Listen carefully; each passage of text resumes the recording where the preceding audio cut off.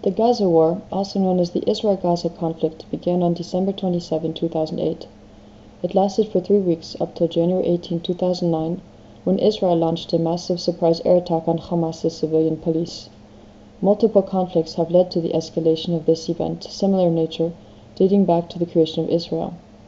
December 27 was the beginning of the end of the truce between both parties, when Israel began with intense bombardment of the Gaza Strip. During this time frame, approximately 13 Israelis and more than 1,400 Palestinians died. There have been daily assaults on sites and mostly on civilians, to include women and children, some as a warning, others intentionally. The intention of Hamas's missiles is militarily useless, but serves to communicate an important message saying, "Lift your illegal siege." It all dates back to 1967, when Palestine offered a 10-year truce to Israel if it were to withdraw its settlements to the lines held before the War of 1967. Had Israel accepted these conditions, it would have gained in exchange full diplomatic recognition. However, it continued to occupy and build settlements in the Palestinian-occupied territories. Because Israel did not respect this truce, in tightening its land takeover, its economic blockade, and its killing of Palestinians, Hamas's small military wing continued to retaliate, justifying any action against Israel to include suicide bombings and rocket attacks, known as Qassams. Since 1956, Israel has annexed the Gaza Strip, keeping it under military occupation and denying its refugees any chance of crossing the borders. The wall that separates the two states hinders the flow of Palestinian life. The blockade prevents imports and exports, paralyzes the workforce, with 80% of Gazans living in poverty. In response to this, tunnels have been built to transport what little goods can be found. In gaining world attention, Palestine supporters from around the world have marched, protested, petitioned, and lobbied their governments to take action to stop the siege and attacks on Gaza. Activists from around the world have marched on Israeli embassies and continue to look to human rights in the hopes of change. The war came to an end when Israeli Ehud Olmert and Hamas Mahmoud Abbas declared unilateral ceasefires on January 18, 2009, with Israel withdrawing its troops on January 21.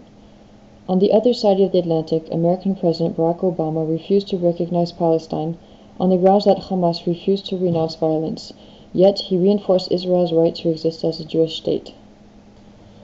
Third group parties such as the United Nations, Amnesty International, and other human rights organizations have declared that both the Israeli Defense Force and Palestinian armed groups committed war crimes and violated humanitarian law. Scholars from Europe and the United States petitioned the United Nations for an investigation, and international donors have pledged $4.5 billion in aid for rebuilding Gaza.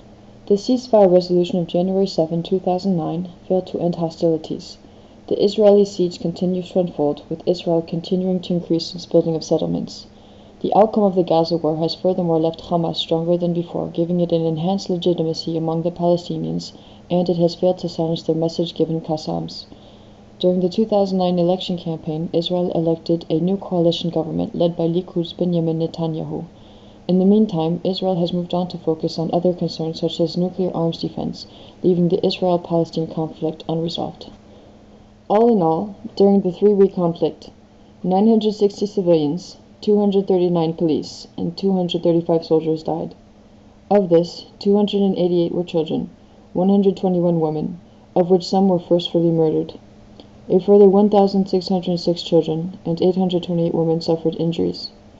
Palestinian independence and a two-state recognition alone can lead to peaceful relations between Israel and Palestine.